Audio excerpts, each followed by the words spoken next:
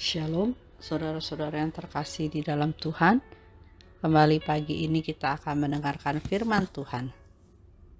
Mari sama-sama kita berdoa. Terima kasih Tuhan atas hari ini, di mana kami ya Tuhan mendapatkan kasih anugerah perlindungan Engkau. Dan terima kasih Tuhan, pimpin siap langkah dalam hidup kami, supaya kami boleh tetap setia dan berkenan di hadapan Engkau. Kiranya ya Tuhan, Kau ampuni kami ya Tuhan, apabila hal-hal yang tidak berkenan di hadapan Engkau. Terima kasih ya Tuhan. Kami serahkan semua hanya di dalam nama Engkau, nama Tuhan Yesus kami berdoa. Firman Tuhan pada pagi hari ini bertemakan tentang penghalang doa. Kalau kita baca di dalam Daniel pasal 10 ayat 13 dikatakan, pemimpin kerajaan orang Persia berdiri 21 hari lamanya menentang aku. Tetapi kemudian Mikael, salah seorang dari pemimpin-pemimpin terkemuka, datang menolong aku. Dan aku meninggalkan dia di sana berhadapan dengan raja-raja orang Persia. Dalam kitab Daniel pasal 10 ini menceritakan tentang Daniel yang saat itu sedang melakukan puasa selama 3 minggu penuh atau 21 hari. Kata puasa memiliki arti berpantang secara sukarela dari makanan dan minuman demi mencapai tujuan rohani tertentu. Dalam berpuasa, orang sengaja menghindarkan diri dari bentuk pemuasan fisik dalam periode tertentu, guna memperoleh tujuan rohani yang lebih besar. Inilah yang dilakukan Daniel. 3 minggu penuh, makanan yang sedap tidak kumakan. Daging dan anggur tidak masuk ke dalam mulutku.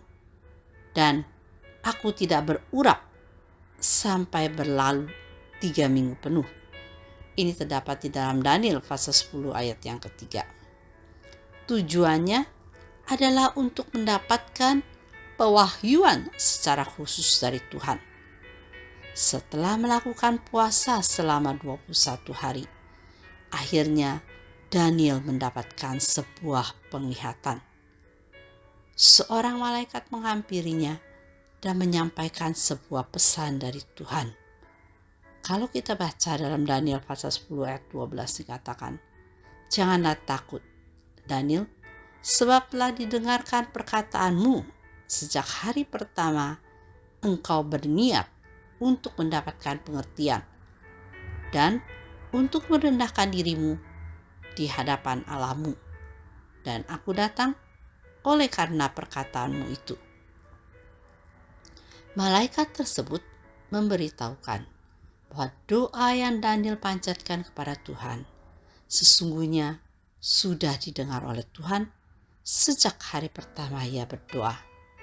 Tetapi mengapa Daniel baru memperoleh jawaban doanya setelah 21 hari? Ternyata selama 21 hari terjadi peperangan di udara. Malaikat yang diutus Tuhan untuk membawa jawaban doa dihadang oleh penguasa di udara yang menguasai daerah kerajaan Persia yang disebut pemimpin kerajaan orang Persia. Daniel 10 ayat 13 tadi dikatakan, pemimpin kerajaan orang Persia berdiri 21 hari lamanya menentang aku. Yang dimaksud dengan pemimpin kerajaan orang Persia di sini bukanlah Raja Koresi yang pada waktu itu menjabat sebagai raja atas kerajaan Persia atau Yunani, tetapi dia adalah penguasa kerajaan iblis yang menguasai daerah Persia. Sampai akhirnya datanglah malaikat yang bernama Mikael untuk menolong.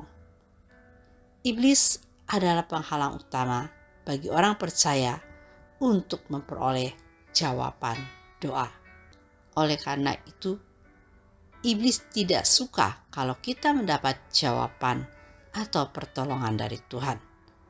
Dan ia berusaha sedemikian rupa untuk menghalangi berkat yang dari Tuhan. Bahkan ia mengerahkan bala tentaranya untuk menghambat dan menghentikan jawaban doa yang sedang kita tunggu. Daniel mendapatkan suatu pelajaran berharga bahwa kesungguhan hati dalam doa adalah kunci untuk mendapatkan jawaban doa. Mungkin kadang kita berpikir bahwa Tuhan tidak mendengar doa kita atau memperhatikan doa kita. Sebaliknya, Tuhan akan selalu menjawab doa yang kita naikkan, asalkan kita dengan sungguh-sungguh, penuh kerendahan hati, sikap hati yang benar. Pasti doa kita akan didengar dan dijawab oleh Tuhan. Oleh karena itu, jangan berhenti berdoa. Karena doa itu didefinisikan di dalam kamus Oxford bahwa permohonan yang sungguh-sungguh kepada Tuhan. Oleh karena itu, kita mau belajar untuk sungguh-sungguh dan rendah hati berdoa, mempunyai sikap hati yang benar. Karena dalam 2 Tawarik 7 ayat 14 dikatakan, umatku atasnya namaku disebut, merendahkan diri, berdoa dan mencari wajahku, lalu berbalik dari jalan-jalan yang jahat, maka aku akan mendengar dari surga, mengampuni dosa mereka, serta memulihkan negeri mereka. Jangan berhenti berdoa, sebab penglihatan itu masih menanti saatnya, tetapi ia bersegera menuju kesudahan yang tidak menipu. Apalagi berlambat-lambat, nantikanlah itu, sebab itu sungguh-sungguh akan datang dan tidak akan bertanggung. Itu Habakuk pasal 2 ayat 3. Jangan biarkan iblis merampas berkat yang sudah menjadi hak kita. Jangan berhenti berdoa. Karena dalam Lukas 18 ayat 7 dikatakan, tidakkah Allah akan membenarkan orang-orang pilihannya yang siang malam berseru kepadanya? Dan adakah ia mengulur waktu sebelum menolong mereka? Kiranya Tuhan Yesus memberkati.